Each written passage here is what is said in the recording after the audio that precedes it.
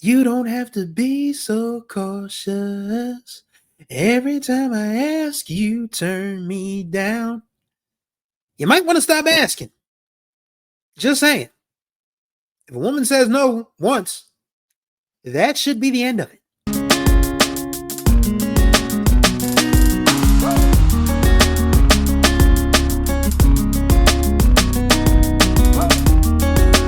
What's going on, everybody? You're right on time for another ride on the Groove Line with your host, Chris Stevens. Hopefully, you all are doing well this Sunday morning. This is day 15, the halfway point. We're halfway home on the BMM 30 series. June is Black Music Month, so there are 30 days in June. So every day this month, there will be a podcast episode talking about an important artist, album, song, genre, producer, era, label in Black music history. So day number 15 is going to be a soulful Sunday around here. And I've wanted to talk about this album for a while, and a lot of this artist label mates, their songs are finally back on stream, but this album is not fully back on stream, and that breaks my heart because it's one of the greatest debut albums ever recorded by a solo artist, especially for the time, pardon the pun. And we're going to be talking about Alexander O'Neal's 1985 self-titled debut. As you can see, this is Alex with I believe that is either a Packard or a Studebaker. In the rims say Studebaker. I'm a car guy, so I know this stuff. Yeah, the rims are Studebaker, so it's a Studebaker. He's got his suit on. He's in front of a popular Minneapolis diner called Mickey's, and this album was released in March of 1985. It is his solo debut, and it was a long time coming for Alex because this was a dude who dropped out of Alcorn State University at 20 years old, found his way to Minneapolis, sang in a bunch of bands for a few years, met some guys named Jimmy Jam and Terry Lewis, and formed a band called Flight Time, and had a little bit of a disagreement with Prince, so he got kicked out of the Flight Time, and Morris Day became the lead singer of The Time. So Alexander went on to form his own band called Alexander, released a couple of songs, but then when Jimmy and Terry got dismissed by Prince when they were doing side stuff for the SOS band and they missed a concert gig, Alex started singing some stuff for them, on demos, and Clarence Avant, the Black Godfather. If you have not watched the Black Godfather on Netflix, do it. But yeah, Clarence Avant liked what he heard, signed Alex to a contract to his Taboo Records imprint in 1984. And of course, the Alexander O'Neal self-titled debut album comes out March of 1985. So this album is literally 40 years old. And it is, again, one of the best debuts you could ask for. I think it's the sweet spot in the early days of Jimmy Jam and Terry Lewis, because while the SOS band stuff was good, the Sherelle stuff was good. They even did a song for Climax called Wild Girls back in 1982, which the band credits with giving them direction for their sound and their look and their attitude. So Jimmy and Terry have been at this for a minute, but it felt like them finally getting to work with just a balladeer, a male soul singer, was the sweet spot for them in those early days.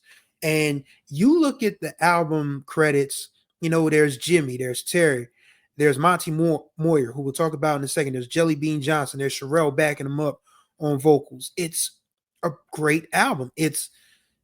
Let's get into it. It starts with A Broken Heart Can Mend, and that song is it is the shortest song on the album, but the point is very clear. You go through bad times, you go through bad relationships, but you can mend your broken heart. But the second song, boy. It was released as a single on June 4th, 1985. So yes, about a week and a half ago, 40 years ago, Alexander O'Neal's If You Were Here Tonight. And this is Monty Moyer all the way. Like the last three songs on side one are all Monty Moyer's, by the way. Just to make that clear. Like Jimmy and Terry wrote and produced 4 of the songs. Monty Moyer produced and wrote the other 3. And If You Were Here Tonight is it's Quiet Storm classic. It's Quiet Storm chic. You can listen to it over and over again and never get tired because it is a song for true yearners only. Don't come in here half-ass yearning. And Alexander O'Neal was in his yearn bag on If You Were Here Tonight. Every night alone, I just wait here anticipating for the day I won't feel this pain. Baby, please don't keep me waiting. Come to me. Yeah, bad vocals on my part. I'm not Alexander O'Neal, but that bridge is just one of my favorites ever because he just was like, I got to have you. You got to be here with me tonight. And it just it's oh man, just unbelievable. I don't know how they felt recording that song in the studio, but I have to imagine that everybody looked around and said, "We got some heat here." Because that song just from the beginning with that quick little glistening synth in the bass part, boom, it just speaks for itself. It says everything that you need to say. Like, okay, sit down. I've got some things to tell you.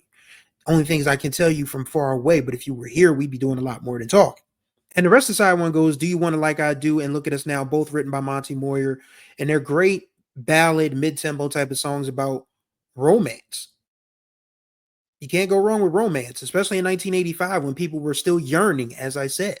Side two is all Jimmy and Terry, and it's all upbeat stuff.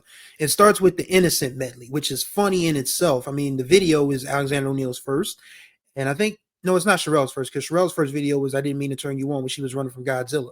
But Jimmy and Terry just had a way of putting songs together in those early days and forever, in the entire 40 plus years of their partnership, that just worked for whatever you needed to work for. And this was an upbeat song. The lyrics are kind of Again, we've moved past, these type of suspect songs. You're just what I'm looking for. A girl who's not so fast, she can't slow down.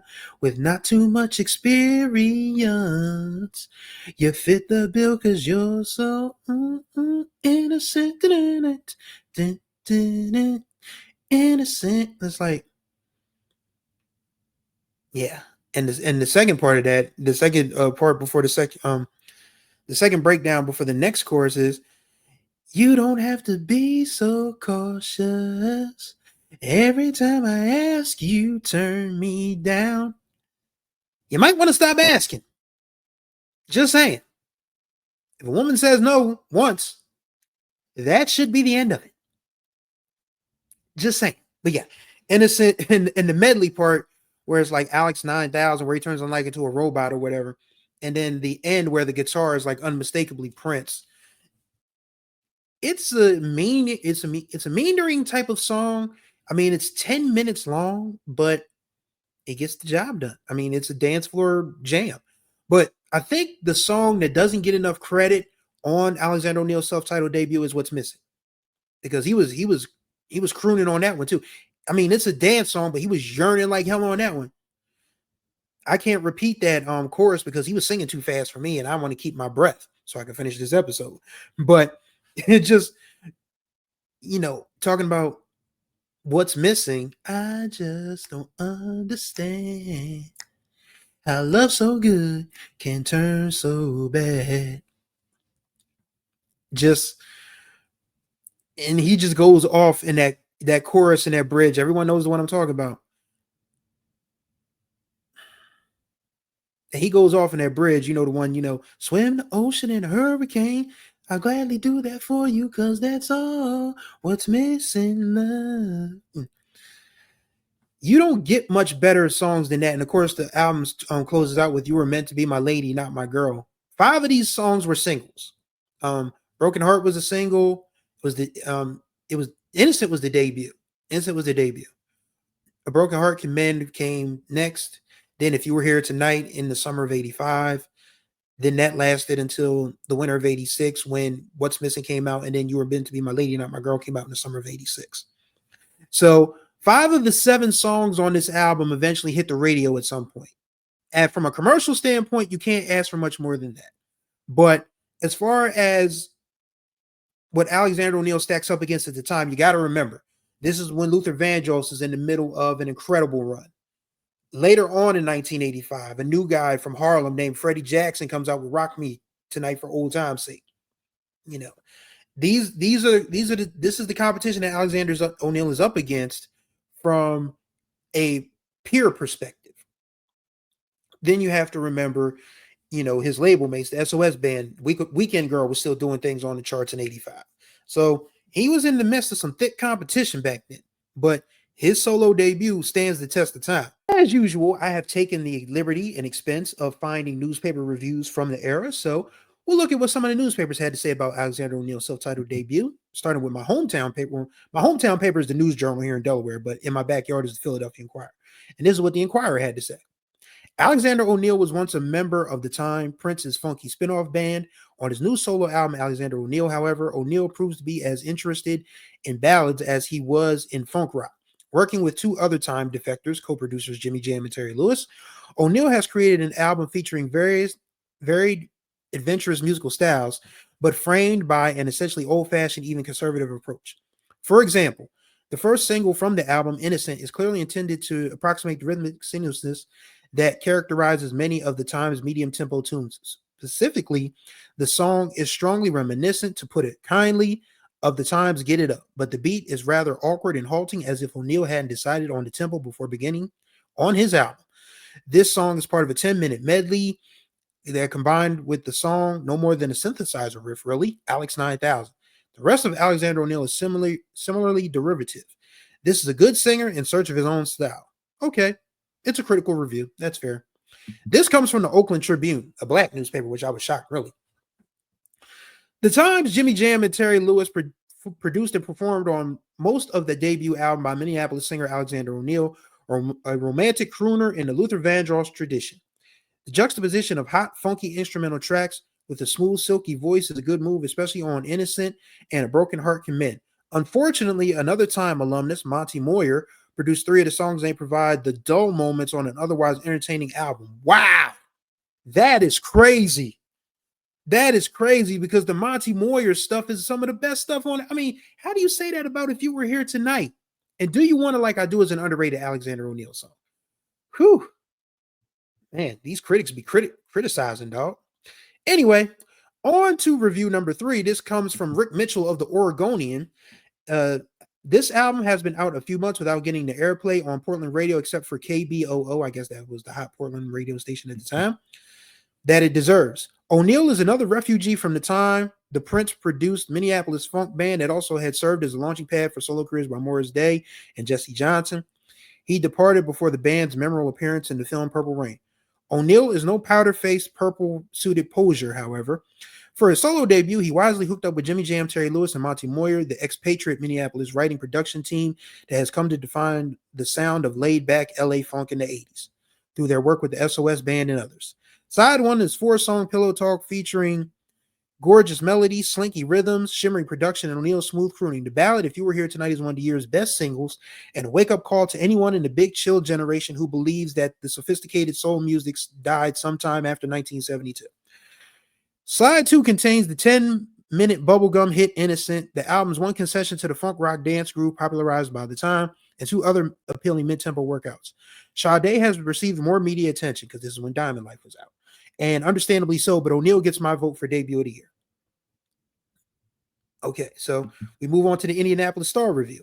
On the other side, there's balladeer Alexander O'Neal, who would have been Morris Day. Before the time, there was Flight Time, another Minneapolis group.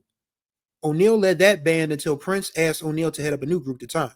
O'Neal declined, and Prince stole away O'Neal's band, primarily bassist Terry Lewis and keyboardist Monty Moyer and Jimmy Jam Harris.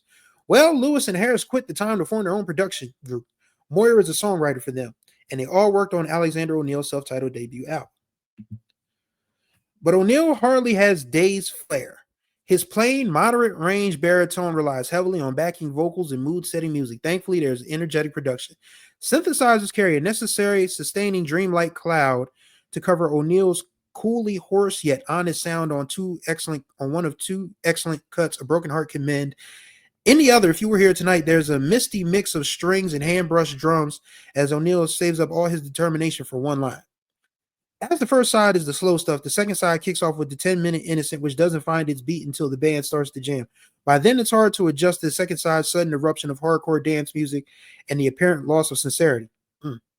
O'Neal's voice is not powerful, but durable.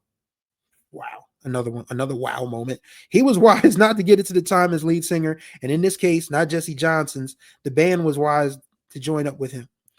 Overall, the band's histories are more interesting than what they have to offer. So instead of listening to these albums, we'd rather listen to Morris Day's solo album, and we'll see if he can continue the fun of the time on his own.